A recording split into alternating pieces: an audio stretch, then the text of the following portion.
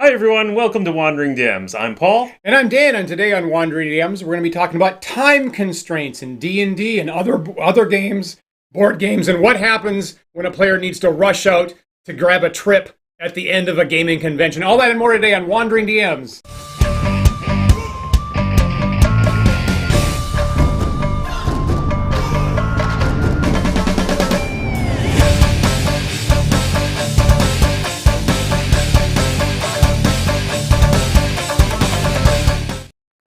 Well, due to Dan having to rush off at the end of this episode, we are condensing our episode a little bit. You'll see we're just running for 45 minutes instead of the full hour today.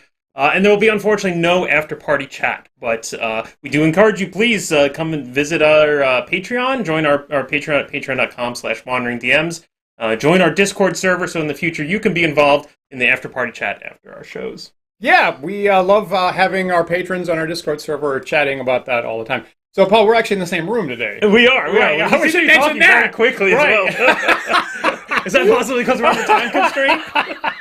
It might be, yes. Okay, deep breath, everybody. Deep breath. We can do this. Okay. We can totally do this. But we actually are on a sharp timer because unexpectedly, I didn't plan this out so well. I actually have to get a bus back to Brooklyn. I am currently near Boston at visiting Paul's house, which we get to do once in a while. I love visiting here. You're such a good host. Well, thank you. You have such a great circle of friends around here. I mean, as longtime viewers of the show probably know, my birthday actually was yesterday, and overlaps the 4th of July weekend. And I usually invite you and Max and Christian up to come and hang out and play some games, and we've live streamed that in the past. We've had a couple of those, I think. Right? We played... Absolutely. What did we play? We played some... not just the birthday game, right? The regular birthday live stream game. We streamed Fiasco. Fiasco, right? And we also did a Cheat Your Own Adventure, I think, once. Yes, yep. right. Yep, okay, exactly. Right. So we're going to do that again this time, right? We're going to play a little game. I really feel compelled to always have a live stream game on your birthday, July 4th weekend. So yes, we're totally going to do that. What game have we prepared today, Paul? So again, we're under extreme time constraint. We are. So we got to keep it short and quick. So we're going to play 5-Minute Dungeon. Do we have the box here? I think we do. 5-Minute Dungeon. We'll be playing that.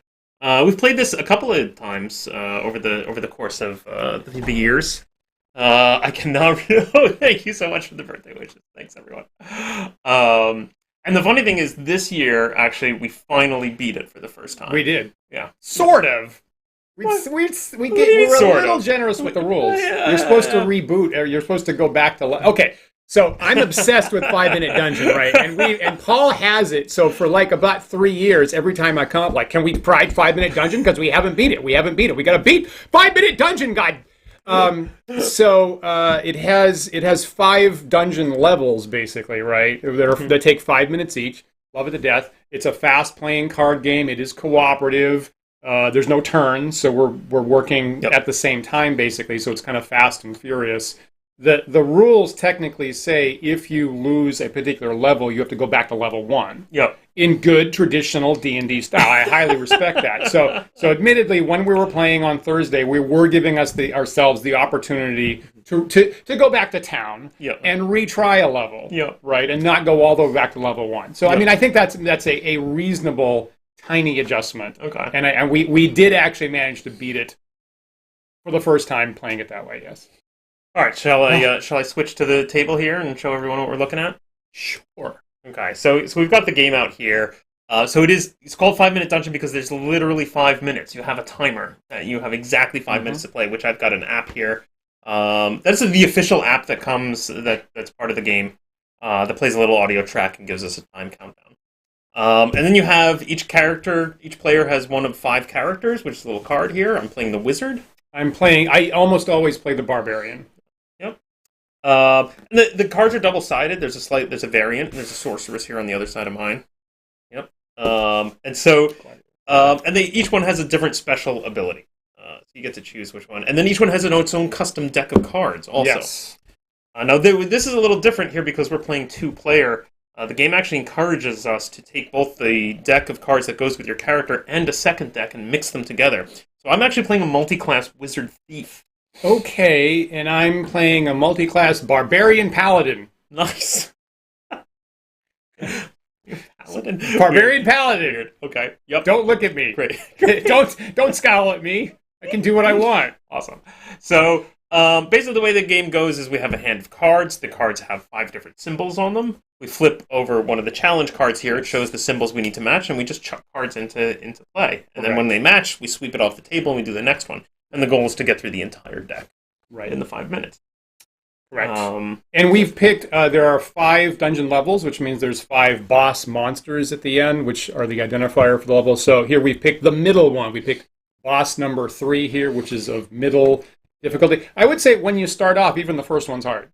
Yeah. You're probably not going to win the first one the first time you try. So there is a skill element. And one of the things I love about this is just within an hour or so of play, you can see all the players as a team working better together, which is one of the things that I really love about a game like this. So, Dan, what's your character's special ability? My barbarian special ability is Slay, in which I can discard 3 cards from my hand to defeat any monster. Excellent. As the wizard, I have the ability to stop time. Oh wow, that's funky. I can discard 3 cards to pause the timer, okay, making it not really a 5-minute game at all. Still 5 minutes on the clock. Still 5 minutes on the clock. Still 5 minutes on the clock. Yep. And then the timer will we must restart the timer the moment someone plays a card. Now, interestingly, we did look this up in the rules. You can use your special abilities while time is stopped. Got it. So I don't know that matters super much here, because if you slay something, obviously, then the timer's going to restart, because that involves playing cards, right? No, I don't. I'm discarding. You're discarding? Playing. I'm discarding. I'm using an ability. Okay, and that gets rid of the challenge, and we get to look at the next challenge and take our time? Interesting. Okay, sure. Yeah, great. I think so. That's great. Okay, how many cards did we draw, Dan? Did I... Oh, that's a good question. Probably is it 5? I wonder if it's different for this number of players. So 2 nights ago, when we did beat it, we were playing with 4 people, at which point you only had a hand of 3 cards. So when you use one of your special abilities, you had to discard your entire hand. Today here, we're going to have an option. And again, part of it is like on the fly, you have to make clever decisions about what do you have available versus what are you possibly going to discard. Oh, I have the rules on. Yeah, I was going to say, I'm sitting here taking I specifically put it over here so that if the rules are necessary, I have them conveniently here. I'm so sorry, Paul. I'm so sorry. Oh man, the things that I made Paul do, like just today for this stream, I feel so bad about. 5 cards. 5 cards. Thank you. Okay, I'm going to draw my hand. Oh god. Now, viewers, if you're cheating here and looking at my hand, stop that. You'll see. Mostly they're just one of the symbols. There are some special cards. There are some cards that are worth 2 of a symbol, stuff like that. But we should just get going, Dan, because we're running out of time. Okay. Yeah. Oh, jeez. Okay. Ready? All right. I'm going to start this. I got all my special abilities all at once here. We get a little intro here. A little intro before it starts. Hello, hero. Are you ready to embark on an epic quest? Yes. Let's get started. Okay. Great. 3, 2, 1, go! All right, it's a barbarian shield. Here's the other sword. And then you redraw when you play cards, obviously. Okay, and that just sweeps away. Right. Great. Oh, it's an obstacle, quicksand. Here's 2 runners. Here's a shield. Not called runner, it's called jump. I'm gonna get that right. There's 1 sword. Oops, sorry. Here's another sword. Good job. Great. Go. Why are all these cards upside down? That's annoying. Here's a scroll. We need another scroll and a sword. In Rage, we both draw 3 cards. And here's a sword. 1, 2, 3. 1, 2. There's more swords. 3. We don't need more swords. We need more scrolls, Dan. Scroll. Okay, so I wasted the card. If I do this too fast, right? I screwed myself. I need sword. I got shield. Sword. What is this? You need a sword. I got none. I got none. Okay, I'm gonna. I can. Jeez, I have a hand grenade. I pause guess. time. I can pause time. Yeah. Sure. Pausing time. Okay, so I have a card that says Divine Shield. I'm only going to have like 2 of these, I think. This comes from the Paladin deck. Pause time until we play a card. We all draw 1 card. Hopefully a sword. I have a sword. Okay, great, because I got no swords at all here. Any other plans we want to make? No, I have just FYI in the future. I have backstab to defeat a person and fireball to defeat a monster. Okay. No obstacles. See, you notice each card is a different type. This one's an obstacle. Right. There's a monster, person, obstacle. All right. Mini boss. All right, I'm ready. Yeah, ready. Go for it. Bam. There we go. Sweep it. Okay. What is that? That's a person. I'm going to backstab him. Great. I got it. Okay. Great. That's a monster. I'm going to fireball. Oh, thank you. You want to communicate, right? You want to communicate with your team. This is an obstacle. I got to jump. I got this. Okay, great. Oh, here we have a mini boss. Here's 3 arrows. There's 2 shields and another shield. I got it. Bam. Great, great. Good job. Well done. Mini bosses are usually pretty tough. We get stuck Here's on an them. obstacle. I have 3 scrolls here. To do it, because I have none. Bam. Okay. The paladin has some scrolls, right? I got a jump. I got a shield. We just need another shield. There's another shield. Okay, good for you. Ooh, I got a whole bunch of jumps right now. I have most of that.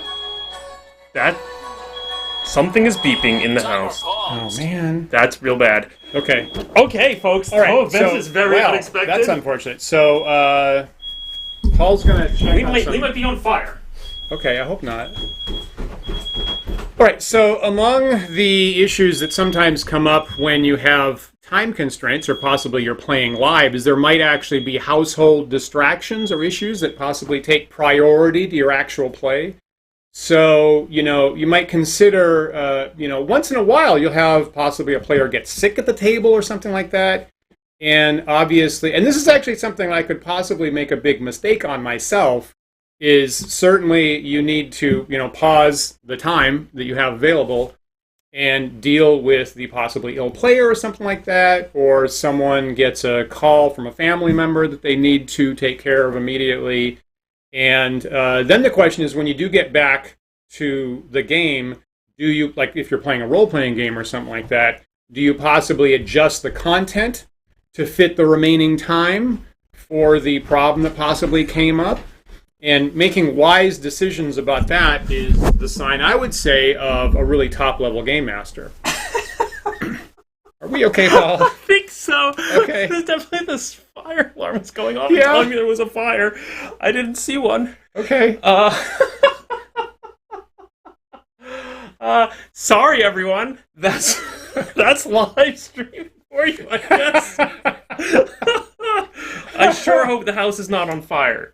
Yeah, I took the batteries out of the fire alarm like a good. Okay. That's the solution I came up with. Now, to be clear, we are serious. That as soon as this 45-minute timer goes off, my travel bag is actually literally right here, and his car, Paul's garage, is right over here, actually. Yeah. So we're gonna walk out, get in the car, and drive. Are you comfortable driving away when we get off? Yeah. This? Okay. Yeah, all right. I think we'll be all right. Okay. Live viewers of the live stream, if you see us overcome by fumes, please call 911 for us. I think viewers of Dan's old. Can I put a pitch in here? So viewers of Dan's old time mini show, which will be back this Thursday at 9 p.m. Eastern time, are accustomed to being ready with the 911 call. And I will say, I will be back in my kitchen this Thursday casting molten lead miniatures for science fiction worms this Thursday. So if you have 911 on speed dial, be ready right now. And then we'll be back on Thursday. All right. Shall we finish our game? Yes. Yes. Okay. I hope we're not overcome by smoke. I hope not. We have 3 minutes left. Sorry about that, everybody. Okay. All right. This is the longest game of 5 minutes. All right. Ready? I'm gonna start the timer. Yeah, we need another shield. Well, I'm gonna just backstab this guy. Okay, do it. Thank you so much. So backstab. There he's dead. Thank you. Okay.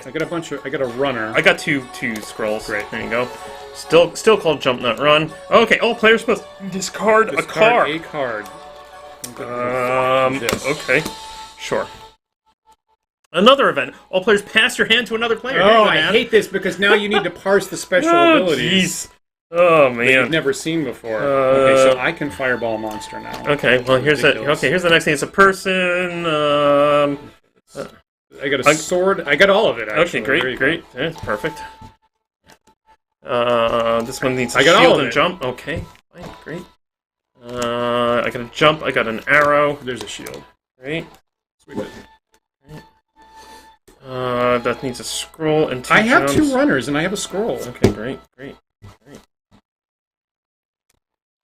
I have all of it. Go for it. This and this. Right. Notice some of the cards have like 2 symbols. All players discard your hand. That's stinks. I had the whole. You Yeah, had a hand I grenade had a hand at that grenade point. too. Yep. It's all That's gone. the best It's all card. There's gone. only one of that. There's a card that just destroys anything. There's only one in the game. We just Here's a lost. shield. Here's a jump. Here's a scroll. I got it. Thank you. Mm-hmm. Okay, so remember, I No control more monster. cards. I have Oh all my gosh, that. I have all that. Okay, great. 3 jumps. I have all swords, Dan. I I'm have staring 2 at runners. all swords. I need another runner. I can play a magic bomb. Do Do it. Magic bomb. That counts as one of everything. Thank you. There's I have all of it. cool. Bam, bam. Again, I'm sitting on almost all swords for some reason. Here, a sword, and here's a jump. Here's an arrow. Great. Why? I got I a have jump. none of that. Here's a second jump. Thank Oh you. boy, that was lucky. I get sword. I have none of that. Okay, It's I'm gonna slay it. pause Slay time. it. I'm discarding 3 cards to pause time. Mostly to get rid of all the stupid swords in my hand. Okay, great. I have a jump. I have no jump. I got a jump. I have a heal card, so if you want your discard pile back at some point, tell me. It's 2 swords. I don't want the whole discard pile? Yeah. The whole thing? Yeah. Wow. Put that On discard top of their pile back draw. on top of their draw pile. That's interesting. Well, to get me the hand grenade back and the enrage card, which would Yeah. be terrible. You want me to do that right now? Sure, go for it. Okay. We'll do it Yeah. at the same time. Go for it. Yep. Are you putting that? Yep. All right. Yeah. Go. Ready? Go. Okay, so put your whole discard pile back. Back On on the draw top, pile. and then I'm gonna draw. There we go. And then here's that. I need None of that. I'm I'm totally stuck right now. There's another one. Oh gosh, there's the grenade. I guess I use the grenade. That's all we Defeat got. the card. That's Yeah, all we defeat got. the grenade. Yeah. Okay, there you go. I got to defeat an obstacle. I think. Here okay, we goes need sprint. a runner. I just Okay, defeat great. an obstacle. Thank you. Another obstacle that needs 2 jumps, and I have none of that. Dan, I'm gonna play Enrage. Choose 2 players to draw 3 cards each. 1, 2, 3. Jeez, I got a jump. 1 jump. Okay. I'm actually stuck. Me I'm too. Totally me, stuck. Me too. Are Me you too. dead? Okay. Nope. I'm gonna pause Okay. time. Right. And that lets me draw back up. Here's sprint to defeat an obstacle. Great. Okay. So lost all those jumpers. Okay. Here's I have 2 scrolls. 2 scrolls. Oh, okay, Too late. 2 scrolls. Good job. 30 seconds left. 30 seconds left, Dan. Oh, jeez. Shit. There's a jump. I'm gonna slay it. I'm gonna Go. Do it. Just do it. Shit! I'm trying to slay it. I should have discarded All right. that. That's the last thing we got to Okay, do. there's 2 shields. There's 2 swords. Here's Actually, there's 3 shields. I got all the sword. shields. There's another sword. Here's we need another jumpers. shield. We're all good with that. We Okay. need jumpers. There's a jump. Here's a bomb. That's one of everything. Draw 3 cards from your discard pile. 1 From my 2, discard? That doesn't 3. help me. Yeah. I need a jump. I got nothing. I got no jumps. I got no jumps. Nothing. We're done. We lost. If you're hearing this, I'm so sorry. Okay, so We failed. On the so we last- were close. Yeah, we were close, right? So we got to the boss, and we covered all the shields and all the swords, but we didn't have we were down 2 jumpers. We were down 1 jump. We're down 1 card. 1 card. We're only down 1 card. Missed it by 1, Dan. Damn it. Yep. Damn it. Yep. Damn it. Oh well. Such is the way of things. Well. That's how the cookie crumbles. Did we make a mistake? Did we make? I mean, okay, so the game is hard. The fire doesn't help when the fire alarm goes off. It just takes your mind out of the It's game. not the best. Yeah. It's not the best. Okay. So normally I would say try it again. We'd have to reset, right? No, we're not doing that because Okay. we've got a lot to talk about. And we have We do. exactly You're right. We 26 do. minutes and 6 seconds left. So I'm not going to get closure again. We're going to go on with the discussion, but I will point out that once again, I'm not getting closure in 5-minute dungeon, and I'm going to be waiting until the next time I come to pause to finish this game. Are we back? Our faces are back on faces screen, are right? back on Okay, screen, great. yeah. just letting you have your little tantrum there while I sort some cards here.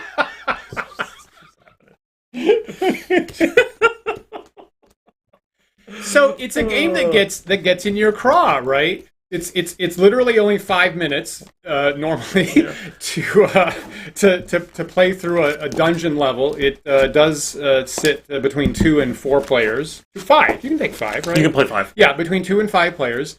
There's 5 total hero cards and 5 total decks to play out. And it's a really well designed game, I think. It is very good. Yeah, Now that we have a couple of other board games that are basically co-op plus time crunch, I feel like that's a common thing you see in co-op games. Maybe not super common, but it is a good way to add tension and difficulty to a co-op game is to add a time component. Yes. Right. So other games, I got Space Alert here. That's also got a time component to it. Yeah. It's much more complicated. I love this game. I've played it a whole bunch. It is really difficult, and the funny thing is, it's I think the time component, like one of the downsides of the time component in a game, is that it makes the game very tense, right? It's an anxiety-producing component. So I bring this up because there was Space Alert has a whole lot of extra rules in it, right? And the way it introduces you to the game, it says, "We'll start with this small set of rules and then add these elements and add these elements to get to the full game." Well, I never got to the full game. Yeah, I never got there. I feel that. And at one point, I was playing with some coworkers over lunch, and we were just using our lunch break to play the game. Yeah. Because again, it's time constraints, so plenty of time to play a game or two. And our goal was to train ourselves to get good at it, so we could get to the point where we played it up with all the components. Yeah. And we just never got there because the players burnt out. They were just like, too stressful. I can't handle this. I need more relaxation during lunch. I can't deal with it. So never got there. Generally speaking, it's funny because I see what you're saying there. So generally speaking, for me, like an increase in tension in a game is a good thing. is like a feature. And for me, it makes it memorable. It makes me more motivated to beat the challenge. But I do feel this bit about a game that is so sophisticated, I'll say, that you never actually get to play the full game, because I have Avalon Hill's Bismarck from, I think, 1970, actually, 1977, I believe. Yeah. And I almost brought it this weekend. I actually considered bringing it this weekend, but it's the exact same thing. There's a basic set of rules, there's intermediate, and there's advanced, and never in my entire life have I gotten anybody to queue up for the advanced. Nor should they, actually. Really, my recommendation is, if I ever ask you to play Bismarck with the advanced session, you really shouldn't do that. I actually have played a game solo, but it is bonkers complicated. Like every particular inch of plate armor on every ship in the Atlantic in World War II, on every separate part, is tracked and taken account for. So it would take an extremely long amount of time that I think gamers nowadays probably don't want to spend. Yep. Because you have time constraints, Paul. Time constraints. Because time constraints, real world time constraints. You have real world time constraints. Yeah. Let me just say a couple more words about 5 Minute Dungeon. Yeah. It's well designed, and it is clever. It's cleverly it's cleverly published, I guess I'll say. The name is great. 5 Minute Dungeon. You know what it is. You're adventuring in a dungeon. It's going to take 5 minutes, right? Yep. It literally says what's on the tin, and it's great for inviting people that, like in your situation there, you need to get other players. It's great for inviting people to the table. It's like, well, it's only going to take 5 minutes to try it. Yep. Right? Yep, you just try a 5 minute session and decide whether you like it or not. And we found it's really great for inviting people in that normally might be a little bit trepidatious about trying a new game. Yeah, and then either the bug will hit and you'll keep playing, or you'll play around and they'll be like, this game's not for me, and you can move on and play something else. I haven't seen anybody do that. No, you haven't. I haven't seen anybody put it down and stop once we got started. That's a clever game, I think. There you go. What else were we going to play this week? So we were right on the cusp of playing this. Yep. Right. So we didn't play this, but you were telling me about Escape, this. Curse of the Temple. Also a co-op time limited game. Also uses an audio track to implement the time limit. It's dice rolling, so each player is moving. You're moving around a temple. The idea is the temple's collapsing around you. You're all trying to escape, and you potentially have to help each other. So you're moving tokens around the room, and you're rolling dice. And it's this constant, just reroll, spend the resources, spend the resources, kind of frenetic gameplay. But possibly you need more resources than you could possibly produce with your dice. So you need to join up with another player. Hey, come into this room, help me find the exit, right? That kind of thing. It's good. I would say not as tight as 5 Minute Dungeon, right? It's a little slightly. The rules are a little bit more to wrap your brain around. And it's also easy to just go off in your own direction, right? If you and I were both playing 2-player, I could go to left and you could go right, and we could end up just in our own little worlds. Does that happen a lot? It does happen. Yeah. It does, yeah. Interesting. It's not a good idea because you can get trapped, and the only way to escape is with someone's help. So it's as true today as when it was first written. Don't split the party. Yeah. So Not I kidding. don't know. It's a decent game. I haven't played it a lot. I'll tell you that. I Okay. haven't, something like 5 Minute Dungeon is more likely. Somebody was telling me at the party last night that there's another print of 5 Minute Dungeon that is got the Marvel IP. Oh, really? So they really? Marvelized this game. Good for I them. thought that might appeal to you. Yeah. I don't know Yeah. which characters you get to play as. I'm curious. There's probably... Well, there better be Thor and Hulk. I'll say that. better be. There better be Thor and Hulk or Dan Smash. All right, Dan. We have Really? a little under 20 minutes left on the show. Okay. I think maybe we ought to talk about time constraints in D&D. We probably should, considering we put that on the label of the show. And I think that so okay. So the name of our channel is Wandering DMs, right? And the classic, right? There is classic D&D out of the box 50 years ago has a built-in time constraint to when you're adventuring, and that is the wandering monsters. Mm-hmm. It is a key, commonly overlooked part of the original design of D&D. And over the years, we know that plenty of people have said it doesn't make sense or it's not part of the story to have these random elements, but it is the time constraint. Mm-hmm. Is the more time you spend in the dungeon, the more events that the slower that you go, the more wandering monster checks that you confront that are going to sap the resources of your party in the dungeon. And nowadays, when people say, or maybe this is more of a 3rd edition thing, there's a problem of a party going into a dungeon, just taking one encounter, right? Going away, getting all their spells and resources back. That's specifically a result of taking wandering monsters off the table, because the further you go into the dungeon, by necessity, you're going to have to confront these additional threats that are popping up all the time. So that is certainly a part of original D&D. No, interestingly, right, I think the way it's written, it doesn't... I'm not sure if it's specifically game time or if it's just originally not clear. It's game time. It's game It's time, absolutely right? game time. So every 10 minutes in game, every turn. Yeah. Right. It uses the word turn. That's clearly an in-game term of art. Right. So that adds a time pressure, but not a real time pressure. Now I know you have played the games where you use actual wall clock. I do.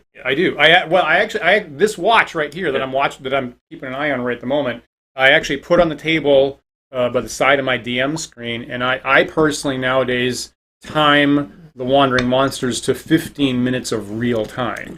And I tell the players that. I say, when you're in the dungeon, I'm going to be looking at this clock, and every 15 minutes I'm going to roll a die in public, and if it comes up a 1, wandering monsters show up. And again, that adds a lot of tension. Yeah. That adds a lot of, maybe I'll say drama, is that when I say that, boy, they really don't want a 1 to come up. They're really invested in that moment. Yeah.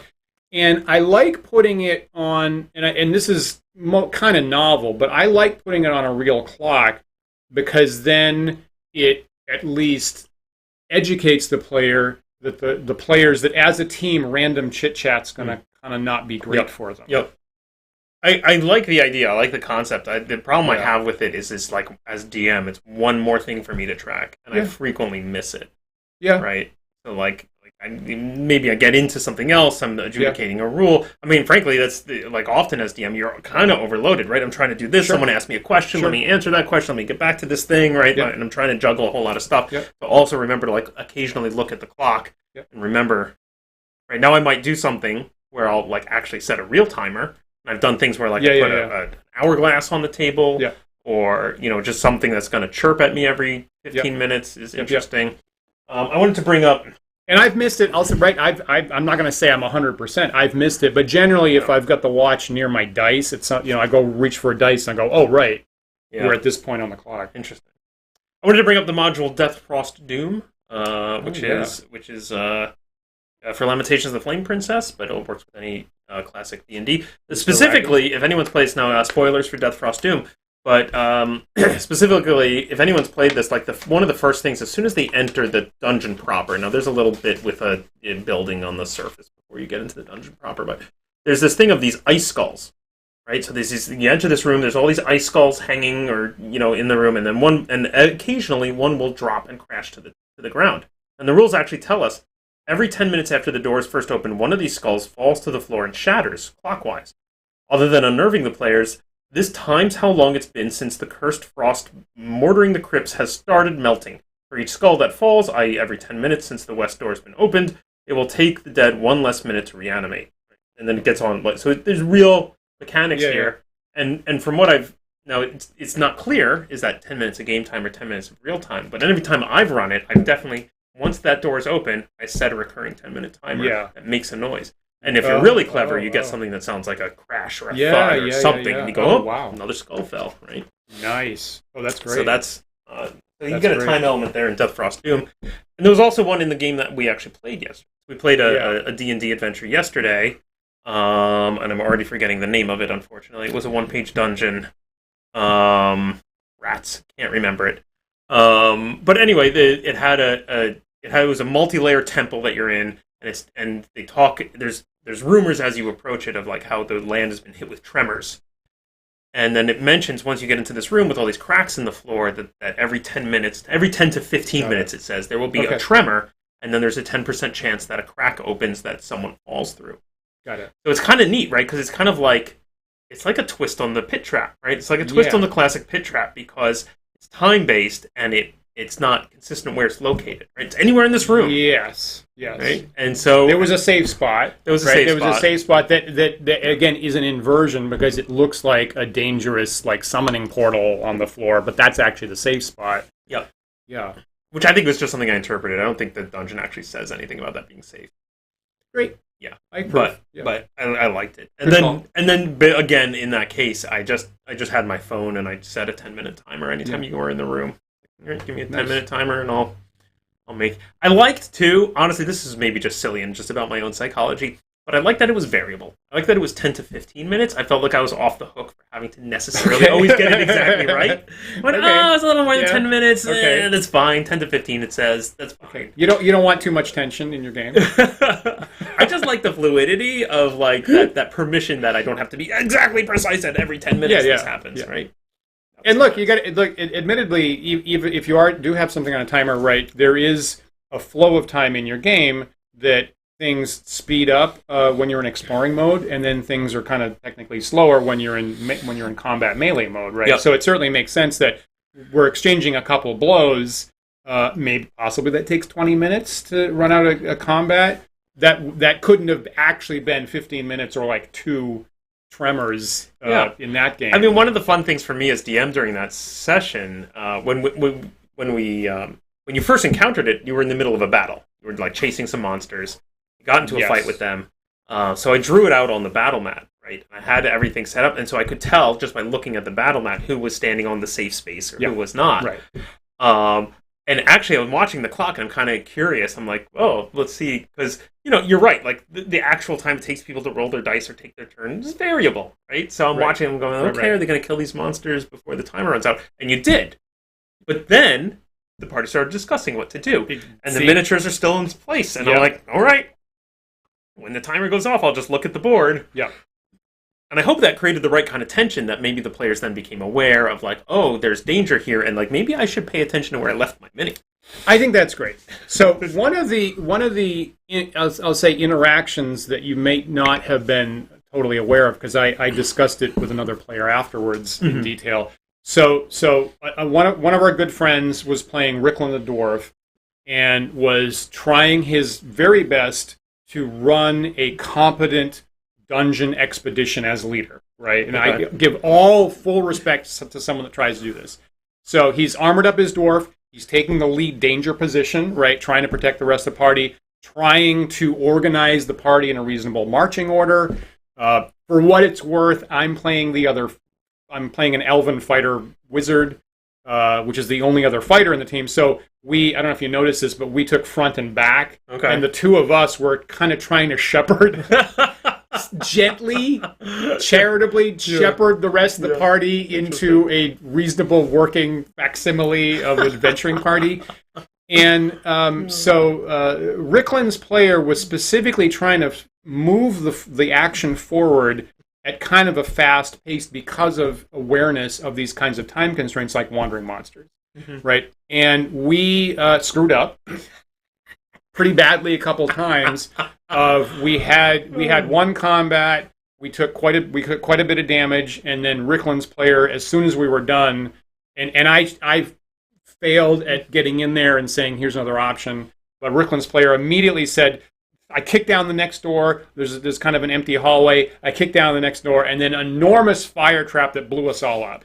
My favorite part about that is it's a set of double doors, which are ornate, and have a scroll literally taped or glued to the seam of the double doors. So when you open the doors, the scroll will rip, and that causes the fireball to go off.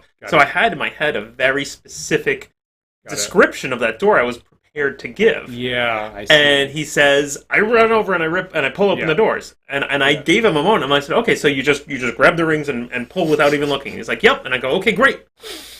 The paper that was stuck there tears in half, and a huge fireball explodes. Yeah. And I just love that, like, anyone who had bothered to ask about, like, well, what does the door look like, would have immediately given that description, and, like, I'm sure that would made you incredibly nervous. Oh, it's an ornate metal door sculpted to look like pages of a book, and there's an actual piece of paper pasted over the seam. Yeah. Like, I'm sure that would have made the players very nervous. I was like, all right, if you're not... So as soon as it happened, it obviously occurred to me, okay, our process should have been use our healing, use the healing that we have available after the one combat, because people were way down in hit points.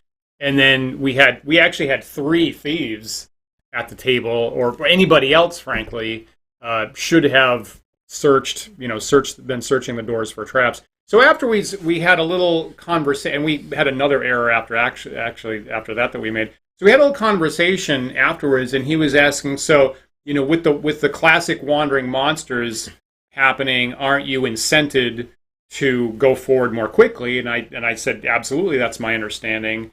And he said, including if you search a door, that you're going to pay for it with a wandering monster. And I didn't get into it, but that's actually why I go to a clock, is that assuming that you can verbally play out that kind of action efficiently, go search the door, nothing there. I go through, bam. That didn't take very much of your 15 minutes. Mm-hmm. But if you have to have a party collective conversation about whether you should be searching the door, then that itself actually might trigger the wandering monster check. It's really interesting because I remember playing multiple times with Frank Menser and Tim Kask at TotalCon when they both used to come to that. And they would and they would encourage even the players to do this, of a practice of sopping the door.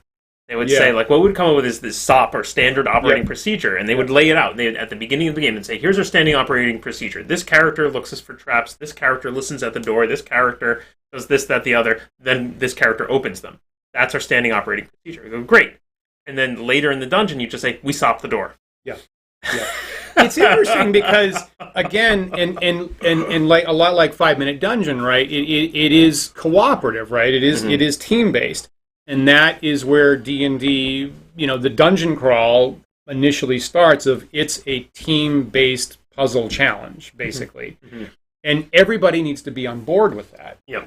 And so nowadays, I do think that I might suspect that you're more likely to have players, maybe from an improv background or something like that, players that want to be a highlight, right? They want to do something, right? They want to be a highlight, and they want to be, they want to have a special moment kind of all the time, right? And that it might, in certain groups, it can be challenging to get them on the team basis in this situation, we're going to kind of repeat some actions, and we're going to have the thieves be doing something in that moment, in that instant, and other people are just going to have to be quiet for a little while. So sometimes that's good D&D play, of just be patient and quiet occasionally, and not everybody has that refined in their toolkit. And I don't know if that's evolved over time, but certainly if you come from other games, like if you come from Fiasco, right? If you're accustomed to playing Fiasco, and your play is fundamentally, how much can my character screw things up right now, is actually what you're trying to do, that's actually deadly to everybody in a D&D game, and maybe that's a hard transition to make.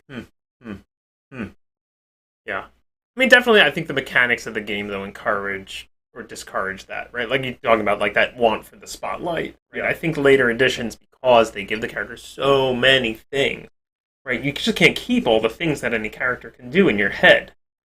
And so it encourages that spotlight-seeking behavior. Yeah. Right? Yeah. Whereas older editions, like, yeah, I'm a fighter. I fight things like that.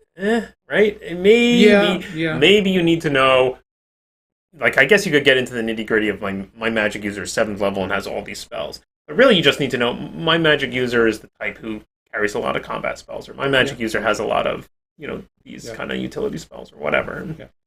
And be aware of what's available. I don't mention it a lot, but I have a list of life rules for in real life, and it came up the other day. I don't know if you heard it when we mentioned it. So one of my life rules is do not get injured in the Eco Challenge, and the Eco Challenge is a multi-day survival race. And inevitably, if you ever get injured, if you ever get the tiniest little bit of injury, that's going to fester, and a day later you're going to have to drop out of the race. So even though you're under a time constraint, right, the point is, even though you're in a race situation under a time constraint, don't let that rush you into an injury. And that's exactly the mistake that we made yesterday. Yep. Then we're just about out of time. Do you have any last final thoughts on time constraints in D&D or other games? If we're talking about D&D, a lot of classic tournament modules, right, are on the clock, specific real life clock, which is interesting. So I do think it works great in that kind of thing. Works great in a tournament situation. It works quite well in maybe a one-off con situation like Death Frost Doom. Works really well. I wouldn't want to do it all the time in a D&D campaign. Right, I would want to rely on it. I don't want every single session to be there's a timer and at midnight the evil cultists are going to bring the demon forward. Right, I don't want that to be every session. That's going to get kind of silly. And I would want to use a stock mechanic in D&D, and Wandering Monsters is a great mechanic for that. I feel like there's a little contradiction there in what you're saying there. If you don't want it all the time, but you do want it for a stock mechanic. Right, I like it in these flavorful moments like Death Frost Doom or the adventure we were playing where like there's a specific room and a specific mechanic and that is tied to a clock. Enjoy that. It's different. Feels like there's a little flavor in that adventure. That's good. I mean, it worked, and I totally agree that a specific, at this time you're all dead, works great once in a while. Don't do it all the time. Yeah. Agreed. Absolutely. Viewers, if you are aware of other D&D modules that include a time mechanic or other board games that include a time mechanic that we haven't covered here, please leave us a comment in the YouTube video description here. Let us know. We'd love to hear about it. I'd love to try those games, and maybe it'll inform a new conversation down the road. Absolutely. We'll look forward to that. And, of course, don't forget that we, the Wandering DMs, are on social media like Facebook and Twitter and GitHub and a bunch of Twitch and a bunch of other things. So please look for us on those sites. You'll get updates on upcoming shows. We are the Wandering DM. So please rush that like button. If you prefer to listen to our show in audio-only podcast format, you can find those podcasts on our website at wanderingdms.com. We're also on various podcast carriers like iTunes, Spotify, Stitcher. If you're listening to us on one of those sites right now and the site gives you the opportunity to do so, please rate and review our show. That helps other viewers or other listeners find our show, and we really appreciate it. We really, really do. And don't forget, we couldn't do what we do here without our amazing, generous, very tasteful, very smart patrons. And if you're in a position to join them, please go to patreon.com/wanderingdms. You'll see our different tiers. Every single tier, Paul, every single tier gets you access to our private Discord server. And the conversations are going on 24/7 about all this stuff. D&D and horror games and board games and miniatures and stuff like that. And we would love to see you on our Discord server participating in those conversations. Yeah, and access to that Discord server gets you access to the after-party chat, which, again, I'm sorry, will not happen this time because Dan's got to go get on a bus. But normally, come to the Discord right after the show. We host a video chat with all of our patrons, and any tier will get you access to that. So please visit us, patreon.com/wanderingdms. Become a patron and join us the next week on the After Party Chat. Yes, we'll look forward to that. And, of course, upcoming shows on the channel. I will be back this Thursday for more of Dan's Old Time Mini Show, 9 p.m. Eastern Time on Thursday. And I will be back in the kitchen again. I'll be casting miniatures in molten lead. So please, I need some people viewing to give me assistance or see if I injure myself and call 911. So I will appreciate that. If I'll be trying to take my time on Thursday a little bit so I don't get injured. Do not get injured in the Eco Challenge. It's so fundamental, Paul. Yeah. So, hope you'll tune in again next week for another thought-provoking discussion. We'll see you then.